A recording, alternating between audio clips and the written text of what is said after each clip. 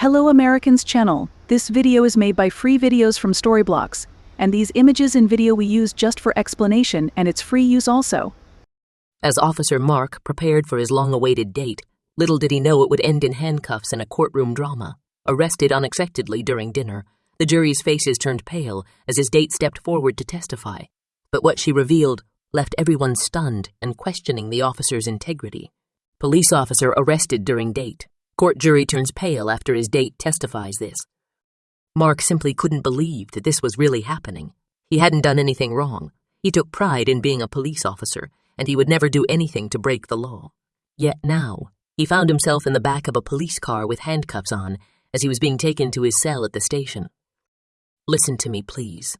I haven't done anything," he tried to explain to his colleagues, but they avoided any eye contact and did not speak to him. Mark started to panic. What was going on? He hoped that the whole thing was just a misunderstanding or some sick prank, but sadly, the truth was so much worse than that. Mark was shocked to learn that he was being taken to court. He was even more flabbergasted when he heard that his date, Veronica, was testifying against him. Why would she ever do something like that? However, there was so much more going on here than it seemed. But why was Mark arrested in the first place, and what did Veronica have to do with it? And, more importantly, what did Veronica share in court? Mark hadn't been able to believe his eyes when he first met Veronica. She had been standing behind him in line at his favorite coffee shop, and she was absolutely stunning. They had somehow started talking and hit it off immediately. He had desperately wanted to ask her out on a date, but since he was on duty, he didn't feel comfortable doing so. Luckily, after that first meeting, he ran into her at the same coffee shop a few more times, each time during his lunch break at work. He realized that he just couldn't get her out of his head, and he caught himself thinking about her various times a day. After discussing it discreetly with a colleague, Charles, he decided just to ask her out when he saw her again. When he ran into her the next time, he finally asked her out. Veronica seemed very happy about it, and she immediately said yes. They had agreed to go out for dinner on Friday, and Mark had spent the whole week looking forward to their date. He had even gotten a haircut to look his best. He really wanted to impress this woman. When Friday finally came, Mark hurried home after his shift had ended. He took a shower, got dressed, and put on his favorite perfume before he drove to Veronica's place to pick her up. She lived on the other side of the city, and he wondered why she came to that coffee shop so often, as it wasn't close to her home at all. However, he didn't mind. If anything, he was glad that she had come there, because otherwise he would never have met her. When he arrived at her home, he parked his car, took the flowers he had gotten for her, and rang her doorbell. Veronica seemed really excited to see him, and it seemed the perfect start to a perfect date. But of course, the night was going to end in chaos. "Those flowers are beautiful, thank you," Veronica said, admiring them. She left them on the table and promised she'd put them in a vase as soon as she got home. "Let's eat first. I'm starving," she laughed, and they got in the car. It was no silent car ride, as both of them chatted away about all kinds of things. Everything was going great in the restaurant, too. They enjoyed some delicious food and talked about everything and anything that came to mind. Mark couldn't believe that he'd randomly and unexpectedly run into such an amazing woman in a coffee shop, but he saw it as a blessing. Little did he know that everything was about to change. Halfway through the laughter and the shared stories over dinner, Veronica's phone erupted into a jarring ringtone. The cheerful expression on her face melted away as she glanced at the screen. "I'm so sorry, Mark. I need to take this," she murmured, her voice laced with sudden tension. Mark nodded, trying to mask his disappointment with a supportive smile as she stood up and moved away from the table. Veronica's heels clicked softly against the restaurant's floor as she distanced herself, phone pressed firmly to her ear. She glanced back at Mark, ensuring he was engaged with his wine and the bustling atmosphere of the place. Her words were whispers, blending into the clinks and clatters of dishes and cutlery, yet her eyes kept darting back to Mark, filled with an unreadable concern. Meanwhile, Mark remained at the table, swirling the wine in his glass. Lost in the ambience of the dimly lit restaurant, he admired the elegant setup and the soft music that floated around him, completely unaware of the tense exchange happening just a few feet away. His thoughts drifted to the pleasant surprises of the evening, and he smiled to himself, savoring the taste of his drink. After a tense few minutes, Veronica returned, her smile reassembled but not quite reaching her eyes. "Everything okay?" Mark asked, noticing the slight shift in her demeanor. "Oh, it's just my brother," Veronica explained, brushing off her earlier anxiety. "Family business. You know how it goes. She tried to laugh it off, eager to dive back into the comfort of their earlier conversation. Mark nodded, accepting her explanation, though a trace of concern lingered. "Family always comes first," he agreed, raising his glass to her in a toast. The rest of the evening resumed its pleasant course, with both trying to recapture the magic of the first part of the date. Yet, as they talked and laughed, a shadow of the phone call hung unspoken between them, an undercurrent of something not quite right. As the evening progressed, the ambiance filled with their laughter again. "I'm having such a great time, Veronica," Mark said, his eyes sparkling with joy. She nodded, her smile was genuine, but her eyes darted away for just a second, a quick subtle hint of something deeper. Yet the moment passed, and the conversation flowed effortlessly once more, each laugh pushing any doubts further away. The conversation breezed through light, easy topics, but Veronica held back from diving into anything too personal. Her laughter was there, and her comments on the meal were enthusiastic, but her life outside the restaurant remained a closed book. Mark caught the shift, but smiled understandingly. "No rush," he assured her gently, hoping to comfort her. "I'm just happy to be here with you tonight." Their chat about dream vacations was subtly cut short by the buzz of Veronica's phone. She peeked at it, a flicker of concern crossing her face, then quickly flipped it face down without a word. Mark raised an eyebrow. Curiosity piqued, but let it slide. "Ever been to Italy?" He ventured back into their conversation, but instead of answering, Veronica excused herself to go to the bathroom. Her smile had been a bit forced. "Just need to use the restroom." "Be right back," she chirped, pushing her chair back. Mark watched her navigate through the cozy restaurant, pondering the unread message. Despite his curiosity, he focused on the ambient music and the remaining diners, waiting patiently for her return, though he couldn't shake the feeling that something was wrong. Though before he could think much of it, Veronica returned, her demeanor slightly more relaxed as she sat down and ordered another glass of wine. "Sorry about that," she said with a renewed smile. "Let's make a toast to an evening that's full of surprises and good company." Mark raised his glass, clinking it against hers, his eyes searching hers for any signs of the unease that had momentarily flickered before. Just as Mark was about to suggest a day for another date, the tranquility of the evening shattered. A loud commotion at the entrance turned every head in the restaurant. Officers in uniform burst through the doors, their movements brisk and purposeful. The sudden intrusion sent a ripple of tension through the room, with diners whispering and craning their necks to see what was happening. The officers swept through the restaurant, their eyes scanning quickly over each table. It was clear they were searching for someone, but their intense gaze offered no clues as to who it might be. The other patrons shifted uncomfortably under the scrutiny, the atmosphere thick with unease. Mark watched, puzzled and concerned, as the officers approached. As the officers neared, Mark stood instinctively ready to offer assistance. "Can I help with something?" he asked, his tone professional yet friendly. Given his own status as an officer, he assumed they might need his help. The confusion in the restaurant grew, but he remained focused, prepared to support his colleagues in whatever was needed. However, the response he received was different from what he expected. "Who are you looking for?" Mark asked, ready to join the search. Instead of answering, the officer's demeanor changed abruptly. One of them frowned deeply, a look of recognition flashing across his face. "We need you to stay out of this," one officer said sternly, his voice carrying a surprising edge of hostility. Before Mark could react, the same officer stepped forward, his hand pushing firmly against Mark's chest, pinning him against the wall. "Just keep quiet," he hissed, his face inches from Mark's. Shock and confusion overwhelmed Mark as he tried to understand the sudden aggression. Around them, the restaurant fell into stunned silence, with all eyes now fixed on the unfolding drama.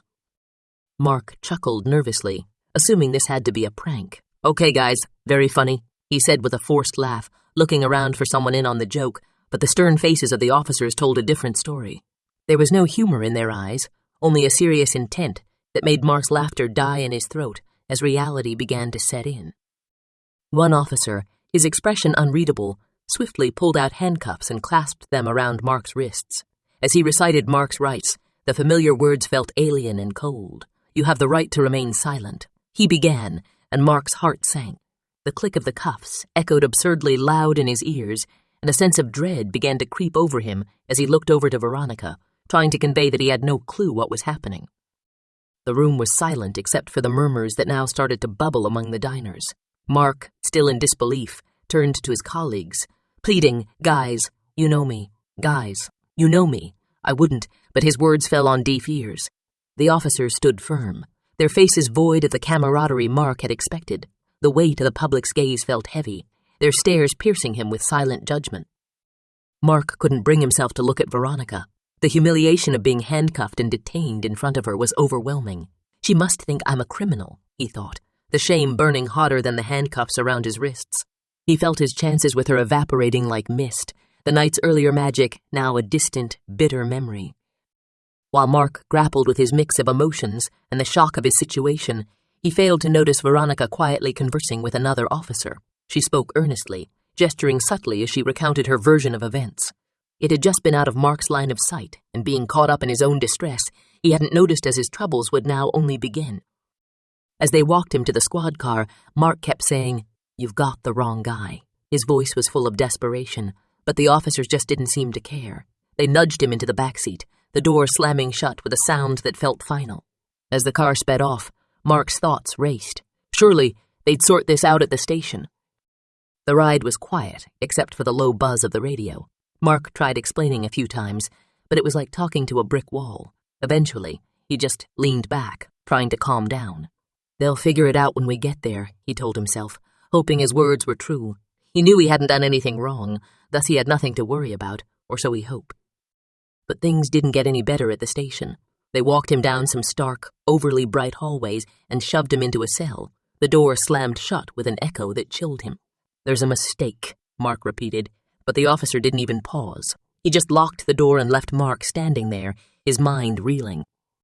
Sitting on the hard, unwelcoming mattress, Mark was still trying to wrap his head around what was happening when he heard a familiar voice. "This is not what I meant when I told you to ask that woman out. It was Charles, walking past with a half smirk." Mark's head snapped up, a mix of confusion and annoyance flashing across his face. Mark was about to call out to Charles for an explanation when Jessica showed up, her face all business. She didn't even crack a smile at Charles's comment as he walked away. "Mark, we need to talk," she said, holding up some folders that looked pretty serious. Mark got up quickly, his earlier question forgotten, ready to figure out what the heck was going on. Jessica slid the folders through the small opening at the bottom of the cell door. "Look at these," she urged, her voice low and serious. Mark crouched down to pick them up, flipping through the contents with growing confusion. "What's all this?" he asked, his eyes scanning documents that seemed to make no sense. "Just read, Mark. We need to clear this up," Jessica responded, her tone hinting at urgency. As Mark read, his eyebrows knitted together in confusion. The documents contained allegations and evidence, none of which added up. "I don't understand, Jess. What is this supposed to mean?" he asked, frustration creeping into his voice. Jessica leaned closer, whispering, "Something's not right here, Mark. We think there's more to this than just a simple arrest." "The more I read, the less it makes sense," Mark muttered, flipping through another page. Suddenly, a piece of evidence caught his eye, making him pause. "Wait! This! I was nowhere near here on this date," he exclaimed, pointing at a statement in the files. Jessica nodded. "Exactly. We know something's off. We're going to figure this out, but you have to stay calm." Just then, Charles reappeared, his expression more serious than before. "I didn't mean for my joke to add salt to the wound," he said, glancing at the folders in Mark's hands. "But I'm here to help too, Mark. Let's sort this out together." His tone was sincere, and it was clear he was ready to stand by Mark's side, adding another layer of support. With Jessica and Charles both on board, Mark felt a flicker of hope. They discussed the next steps, poring over the details in the files and planning their approach. "We need to track down where these so-called pieces of evidence came from," Charles suggested, already pulling out his phone to make calls. Mark nodded, feeling a bit more secure, knowing he wasn't alone in this fight. Jessica guided Mark into a stark interrogation room, the kind with cold gray walls and a harsh light hanging overhead. She motioned for him to sit in the lone chair in the center of the room. As he sat down, the chair made a slight creaking noise, echoing slightly in the empty space. Jessica positioned herself across from him, her expression unreadable. Once seated, Jessica began firing questions at Mark about Veronica. "Where did you first meet her?" she asked, her tone sharp. "How many times have you seen her?" Each question felt pointed, probing deeper than just surface details. Mark explained that they'd only met a few times at the coffee shop, and that tonight had been their first official date, as he had no clue about her possible involvement. Mark's answers seemed only to frustrate Jessica further. "Mark, "Stop playing games and tell me the truth," she suddenly snapped, slamming her palm against the table. Mark flinched, taken aback by her intensity. "I'm telling the truth," he insisted, his voice steady despite the shock. "I barely know her, Jessica." Jessica's demeanor hardened. "Mark, Veronica was the one who called the police tonight," she revealed, her eyes locking onto his. Mark's confusion deepened, his mind racing. "But why? We were just having dinner," he protested, his voice a mix of disbelief and hurt. Jessica shook her head, her expression showing a mix of sympathy and skepticism.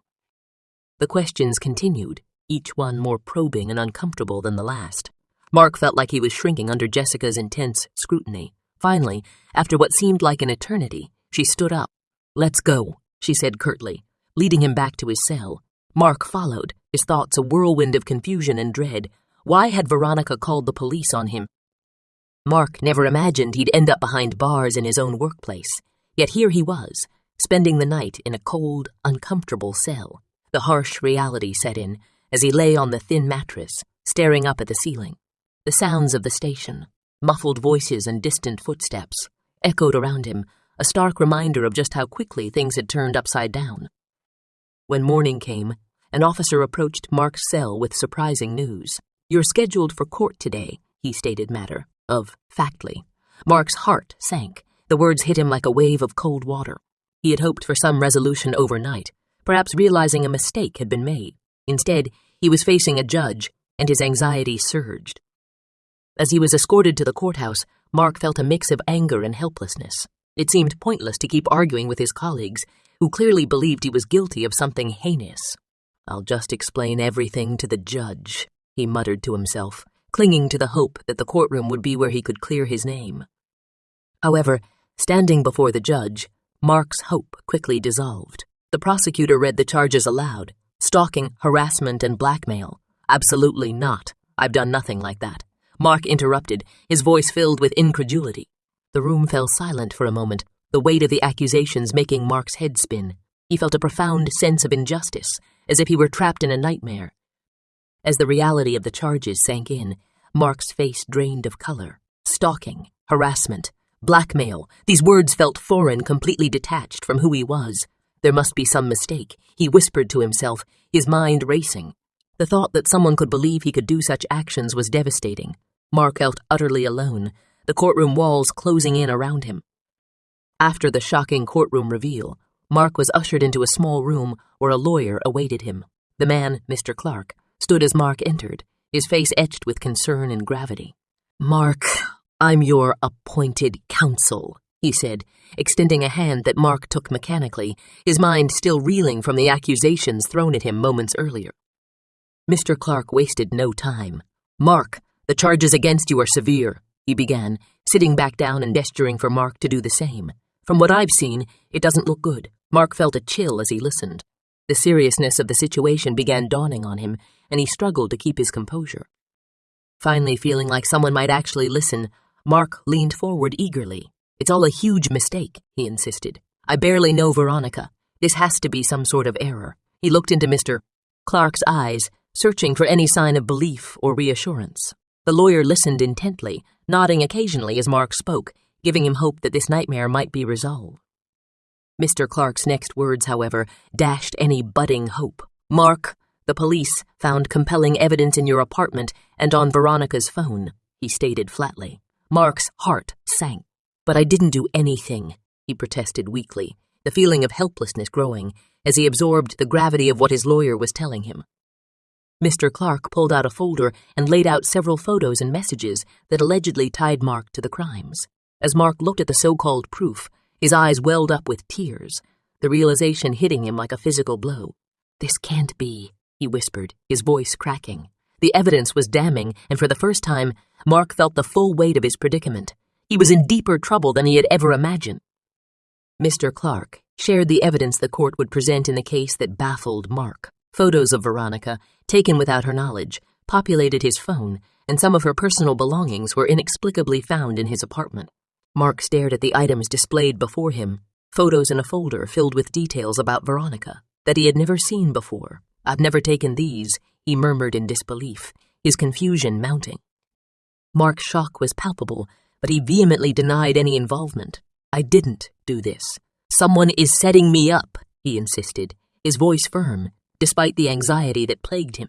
Mr. Clark, after reviewing the evidence and hearing Mark's persistent declarations of innocence, nodded slowly. "I believe you, Mark. Let's figure out who's behind this," he said, signaling the beginning of their quest to uncover the truth. While the court case loomed, Mark's thoughts often drifted to Veronica. He wanted to confront her, to ask why she would accuse him of such acts, but the court's restrictions bound him. Each day, the frustration of not being able to speak to her gnawed at him, adding a layer of helplessness to his already stressed state. As the days stretched into weeks, Mark and Mr. Clark spent countless hours building their defense. It was grueling work, digging through legal texts and gathering potential evidence to counter the charges. Despite the exhaustion and the emotional toll, Mark found a sliver of hope in their thorough preparations, clinging to the possibility of clearing his name. The morning of the trial, Mark stood outside the courtroom, his palms sweaty, his heart racing. Despite the nerves, he felt a surge of readiness, bolstered by the tireless efforts he and Mr. Clark had put into their defense. "It's time," Mr. Clark said, clapping him on the shoulder as they stepped into the courtroom together, ready to face whatever came their way. As the trial progressed, various witnesses took the stand, painting conflicting pictures of the situation. Some supported Veronica's account, while others vouched for Mark's character and integrity. The jury watched and listened intently, their expressions shifting with each new piece of testimony. The tension in the room was palpable, a silent battle of words and perceptions unfolding before them. When Veronica stood to testify, her voice was shaky but determined. "He's been stalking me. I'm scared to leave my house because of him," she declared, her eyes wide with fear. The jurors' faces turned pale as they absorbed her words, which seemed genuine and filled with terror. Meanwhile, Mark sat stoically, his face betraying no emotion, only a deep resolve to prove his innocence. Finally, it was Mark's turn. He approached the stand with a mixture of nerves and determination. "I'm here to tell the truth," he stated clearly, meeting the eyes of each juror. His voice was steady, even as his hands trembled slightly. This was his chance to clarify everything, to assert his innocence in the face of overwhelming odds. "Veronica is lying," Mark began, his voice gaining strength as he spoke. "Her brother Jared, whom I arrested 2 years ago, has been holding a grudge." He explained how Mr. Clark and he had uncovered a revenge plot orchestrated by Jared, and aimed at ruining his life and career. The courtroom was hushed, the weight of his words hanging in the air. "Jared used his sister to frame me, to make me lose my job," Mark continued, revealing the full extent of Jared's plan. He shared how evidence had been planted and stories fabricated to ensure his downfall. The jury listened, riveted by the unfolding drama, as Mark laid bare the calculated betrayal that had ensnared him in this legal nightmare. Mark explained how during their date, while he was in the bathroom, Veronica had used the opportunity to tamper with his phone. "She planted messages and photos to make it look like I was harassing her," he disclosed. Meanwhile, her brother Jared had broken into his apartment to plant incriminating evidence. The courtroom was in shock as Mark concluded. Then she called the police, claiming I forced her to go out with me. The jury, visibly shaken by the revelations, needed little time to deliberate.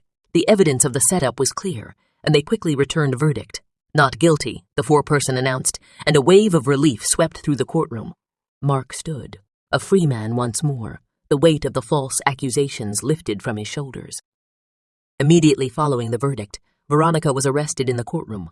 Her complicity in the plot had been laid bare, and she faced her own charges now. Her brother Jared's existing sentence was extended due to his involvement in orchestrating the scheme. As they led her away, the reality of her actions and their consequences seemed to finally hit her. The following week, Mark returned to work, greeted by the solemn faces of his colleagues. One by one, they approached him, offering apologies for doubting him. "We should have known better," they said, and Mark, gracious yet still pained by the ordeal, accepted their apologies. It was a bittersweet return, but it marked the beginning of healing. As time passed, Mark's life gradually returned to normal. He resumed his duties with a renewed sense of purpose and pride. His colleagues' support strengthened, and the trust that had been shaken was slowly being rebuilt. Mark was determined to move past the ordeal, focusing on his work and the community he served, his integrity intact.